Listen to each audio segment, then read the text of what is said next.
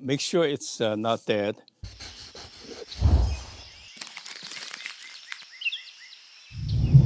Hi, I'm Miltonchang of Bonsaiheirloom.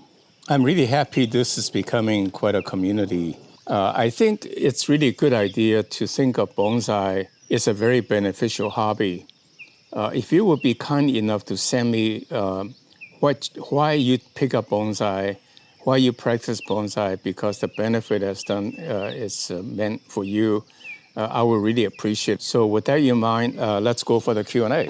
Okay, the next topical area we'll cover is is propagation, and I'll just go down the list. One question is like, how big a cutting can you do and when? I think softwood cutting usually is in the springtime or semi-hardened cutting. You can actually do propagation throughout the year if you keep the branch moist so that they don't dry out. And hardwood is done mostly in the wintertime, but you can still do both softwood and hardwood almost throughout the year. Oh, I should say that softwood cutting in the springtime is probably likely to get you the most yield percentage. And the reason is that they root fairly quickly, 2 to 4 weeks, they will be rooted, so there's less issue to dry out and things like that. Hi, so this is one of the trident maple that I cut up from my old 25-year-old bonsais. And I don't think I did it more than 6, 8 weeks ago, and look at how much it's grown.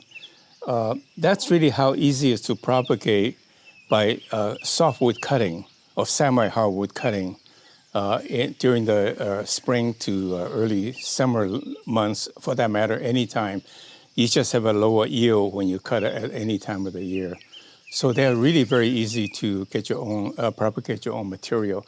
So it's worth the money to buy a good cultivar, and then you can take cuttings from that and propagate it from that. And then the other question is, how big a branch can you cut?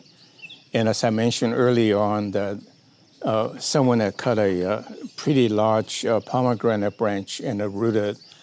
I found medium size, pencil size is what's generally recommended the best.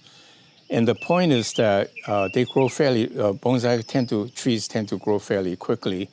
There's no point in cutting a big one and have a low yield, whereas you can cut smaller size branches, such as softwood cutting even, and they expect them to grow out fairly rapidly. So total time span gives you better yield if you do smaller cuttings. So for hardwood cutting, I would go like about pencil size. Oh yeah, then the other question is that why do I do the air layering of my big Zelkova, whereas I can just cut it off and try to root it? Well, there's something finality about cutting, chopping the branch off. If it doesn't work, you lost it. Whereas air layering, there's a greater likelihood, in fact, if you're patient and keep it moist, 100% likelihood that you would last, that you will get a tree. So for precious stuff, I generally go for air layering, but for less unusual things or smaller branches, I tend to go cuttings. This is the air layering I did to my very, very old Chinese Zelkova. You can see the leaves are all drying out. And if I scar this a little bit, I can see it's still green inside. So this is probably still alive. But because the reduction of the moisture and the heat in the summer, the leaves dried out. But it should be okay. And I think the point is that don't give up too early because the shock of a reduction in moisture coming to the branches, the leaves may die out, may brown out, but make sure it's not dead and continue to work it until it's totally given up. So I'll keep you posted. I think you enjoy seeing the thing coming to alive and become a bonsai. How long does it take a maple tree to go to seed? I haven't paid attention to that, but most of my maple trees were planted 25 years ago, and they are having a lot of seeds. I would say 5 to 10 years is when you expect the maple trees to have seeds, because they are much more established, and therefore the roots can handle the fruiting a lot easier rather than dropping before they're ripe. And then the other question is about collecting seeds. Do you keep all the seeds in the refrigerator? Well, the word is called stratification. This is called cold stratification. Basically, what you do is you keep it in the refrigerator, and the seeds will kind of continue to develop slowly to push the seed shell cover open. So when you put water in it, it will come out right away. And some seeds are harder than the others. Even that won't do it. You, in fact, have to use a sandpaper to break it so the water will go in for the seeds to germinate. That's a way of seed to preserve itself. It doesn't want to propagate the world with its own seeds, but it needs to have propagation when it needs to. That means occasional seed germination when the occasion presents itself. So nature is really wonderful. It will try to preserve itself so that water doesn't penetrate to germinate, except when it's sort of like at the right occasion. So keep that in mind. I think it's generally wise to refrigerate the seeds for 3 to 6 months, or 2 to 3 months anyway, to make it easier. And then in this case, they ask about should they soak the seeds for 24 hours. I think generally that is true. The next thing is starting digging and nursery stock that you buy from nursery, landscaping nursery, or you take them up yourself. Well, generally, almost any tree will work. If it isn't perfect, you can make it perfect, and that's the beauty about clip and grow.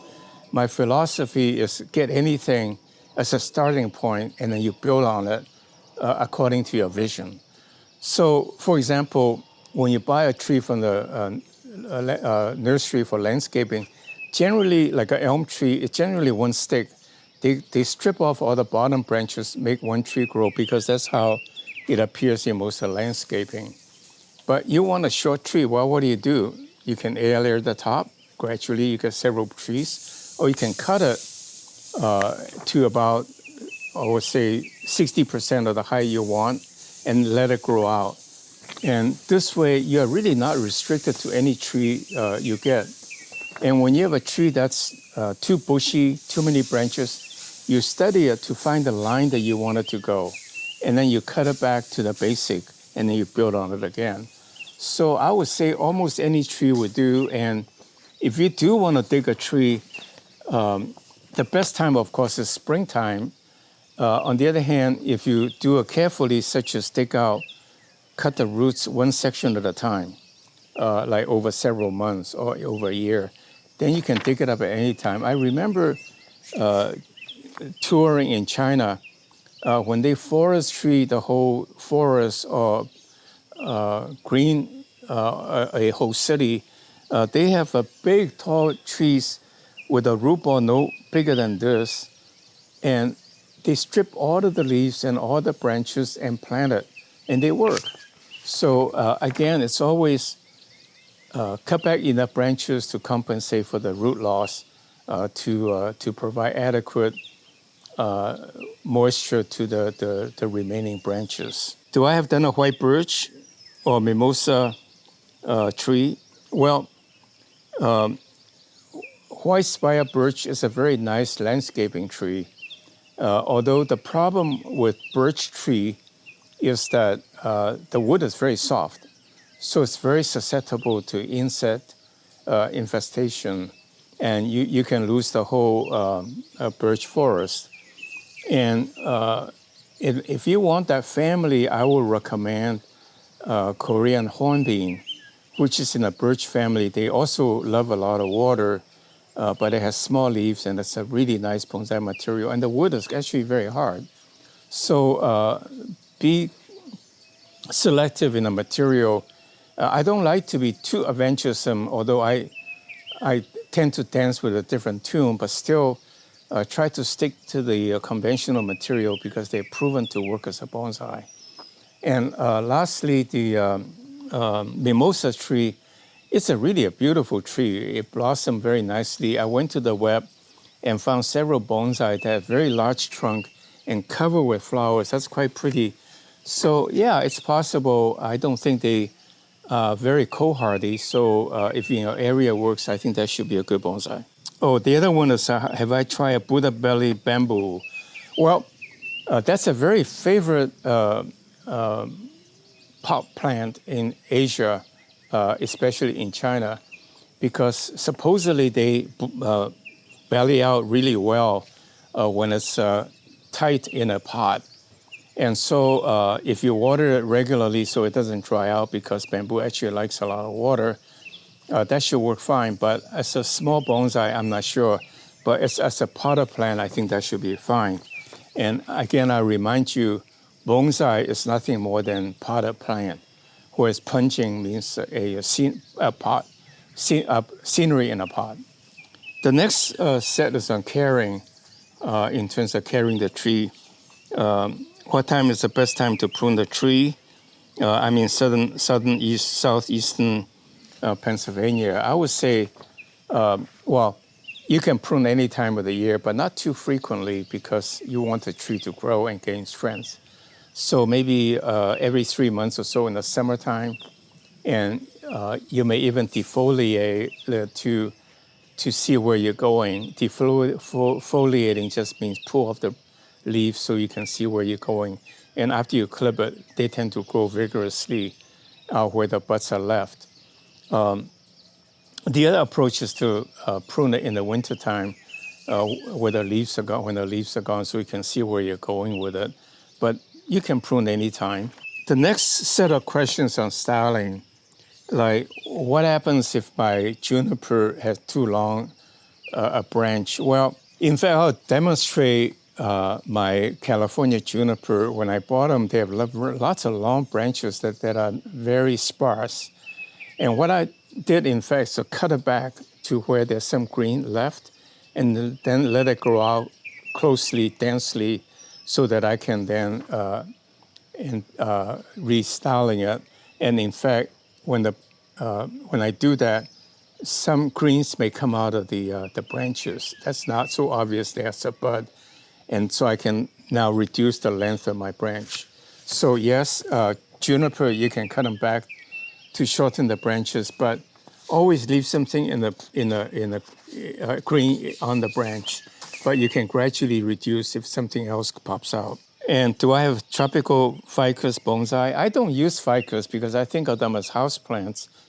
You know, ficus can do well as a houseplant, but not vigorously unless you put it in a sunny window or something like that. But, you know, to me, bonsais are really outdoor plants and bring in to enjoy from time to time.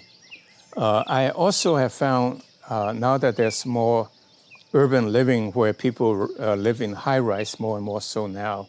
And they have indoor atriums where they put grow lights on top and a big trees growing underneath it like ficus. It's really quite beautiful, especially in office buildings. So yes, you can, but you gotta provide enough light. And if not, then they just last. They are not really vigorous. Thank you, and visit us again. Click that if you like the video, and join get on our subscription list so we can notify you of a new posting so you don't miss anything.